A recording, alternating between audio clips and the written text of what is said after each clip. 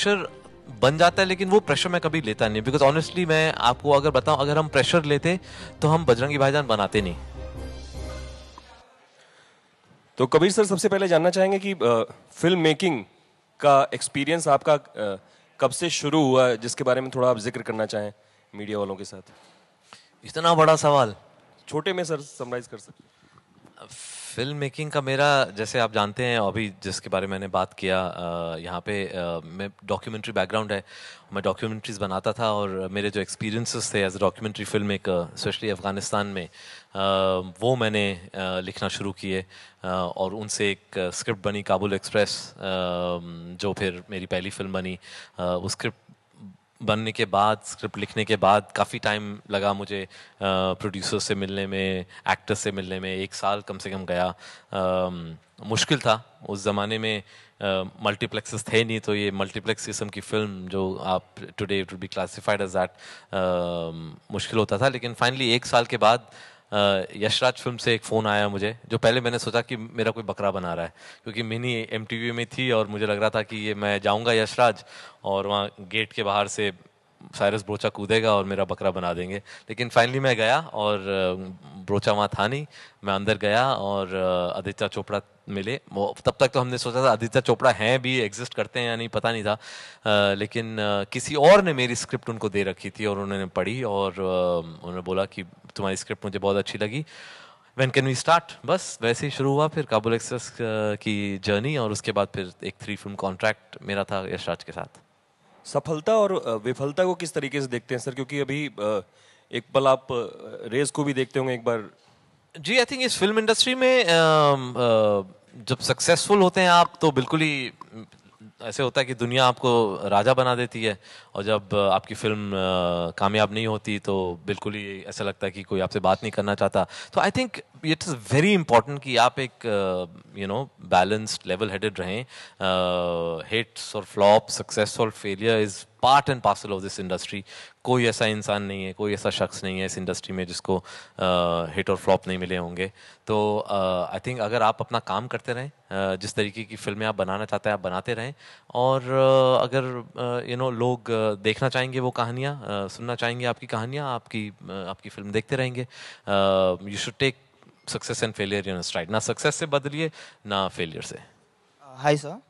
So, your last film, Bajrangi Bhaijaan, is a universal success. Even on television, it did wonders. And you have always said that you'll work with Salman again for the 3rd time. And now that Ek Tha Tiger and Bajrangi are so successful and universally accepted, do you think there is an additional pressure on you because there will be a lot of expectations from your film?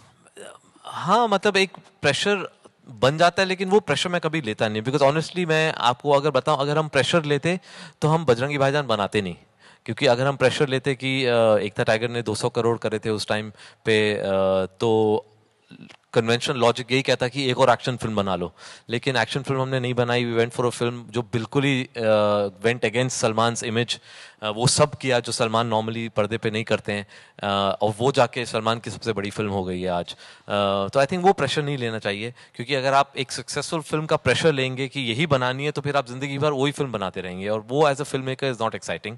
I think जब आप successful हैं, that's the time जब आपको और push करना चाहिए नए ideas के लिए, बिकॉज कोई आपको उस टाइम क्वेश्चन नहीं करने वाला है। आपके पीछे अगर एक ब्लॉकबस्टर है, they let you make whatever you want to make. तो आई थिंक कोशिश यही रहनी चाहिए कि अलग अलग फिल्में बनाएं, नई किस्म की फिल्में बनाएं, and some will work, some won't, that's part of the game. Kabir sir, हमने देखा है कि आपकी पिछली कुछ फिल्मों में पाकिस्तानी टच होता है, लाइक जैसे कि बजरंगी भाईजान है, फैंटम थी, उससे पहले एक था टाइगर थी। तो कोई खास वजह है कि आपकी फिल्म में पाकिस्तान होता है? जी, एक्चुअली काफ़ी लोगों ने मुझे ये सवाल पूछा है, एंड दैट्स ट्रू। एक हमेशा इंडिया पाकिस्तान का एक बैकड्रॉप काफ़ी फिल्मों में मेरे आया है। कोई ऐसा एक्चुअली डिलिबरेट नहीं था, कभी मैंने बैठ के ये नहीं सोचा था कि मैं एक ट्रिलॉजी बना लेता हूँ इंडिया पाकिस्तान रिलेशंस पे। हुआ ये है कि मेरी कोशिश हमेशा रहती है कि एक रियल कॉन्टेक्स्ट में दूँ अपने सिनेमा में, एक पॉलिटिकल कॉन्टेक्स्ट हमेशा रहे। अब आई थिंक अनफॉर्चुनेटली जिस दौर में हम जी रहे हैं उसमें इंडिया और पाकिस्तान की हॉस्टिलिटी जो है वो काफ़ी मतलब डोमिनेंट हैं। जो पॉलिटिक्स हैं स्पेशली कॉन्फ्लिक्ट पॉलिटिक्स जो हैं वो they are dominated by the relationship between these two countries. तो इसलिए किसी ना किसी तरीके से कुछ एक एंगल इनका मेरे पॉलिटिकल बैकड्रॉप में आ जाता है, बट ऐसा कोई कॉन्शियस एफर्ट नहीं है। आगे होगा या नहीं होगा मुझे नहीं मालूम, डिपेंड्स कौन सी कहानी मुझे एक्साइट करती है और मैं क्या नेक्स्ट लिखता हूँ।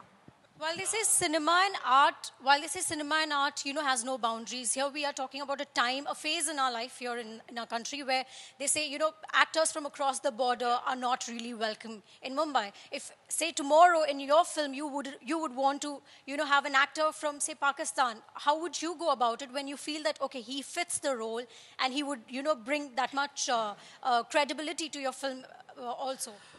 I totally agree with you. I feel arts and culture is something that should be way beyond politics. I don't think politics should be allowed to enter the world of art and culture. Unfortunately, in the subcontinent, we've often seen politics coming and not allowing some singer or some actor from coming and performing. I think I don't agree with it at all. I feel that the more cultural exchange and the more people-to-people exchange we have with our neighbors, the better the atmosphere will become. Politically, yes, if we don't agree with something, we should put across a very strong point, and there are certain segments of certain countries which we do not have to agree with, but we should not put the responsibility of some sections onto everybody. So we can't say that the actions of a certain terrorist organization or a certain extremist organization in Pakistan, the responsibility of their actions cannot be put on the common man of Pakistan or their artists or their actors. There should be a free exchange of people coming. We should be able to go there. They should be able to come here and keep politics out of arts and culture.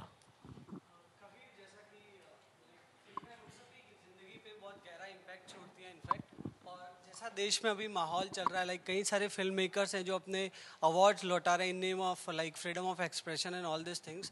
तो आप किस तरीके से देखते हैं, क्या ये protest का सही तरीका है? क्योंकि इससे पहले भी ये सारी चीज़ें होती थी, लेकिन आपको नहीं लगता कि ऑल ऑफ अ सडन ये सारी चीज़ें बहुत ज़्यादा बढ़ गई हैं? नहीं, देखिए, मुझे लगता है कि ये सारा फोकस जो है हमारा गलत जा रहा है। हमारा फोकस ये नहीं होना चाहिए कि फॉर्म ऑफ प्रोटेस्ट क्या है। अगर वो अवार्ड देना चाहते हैं, नहीं देना चाहते हैं, that's up to them, because अगर उनको लगा कि that's a valid form of protest, उनको करना चाहिए। हमें ये देखना चाहिए किस चीज़ के बारे में प्रोटेस्ट कर रहे हैं, क्यों कर रहे हैं।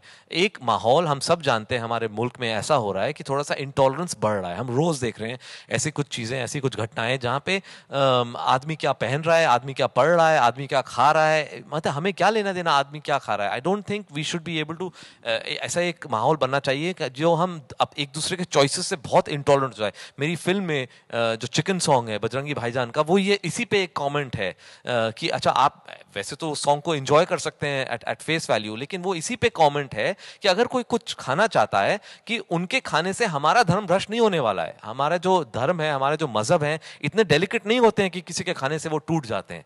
I think we should be tolerant, and अगर ये एक जो इनटॉलरेंस का माहौल हमारे मुल्क में बन रहा है, अगर उसके अगेंस्ट कुछ फिल्म मेकर्स या कुछ हिस्टोरियंस या कुछ साइंटिस्ट प्रोटेस्ट करना चाहते हैं, फॉर्म ऑफ प्रोटेस्ट क्या है, अगर वो अपना अवार्ड वापस देके वो चाहते हैं या वो समझते हैं कि उनको अटेंशन मिलेगा, दे आर वैलिड। अगर मैं बिना अवार्ड दिए भी प्रोटेस्ट करना चाहूँ, that's also valid. So I think the focus should not be on the form of protest, the focus should be on what are they protesting about.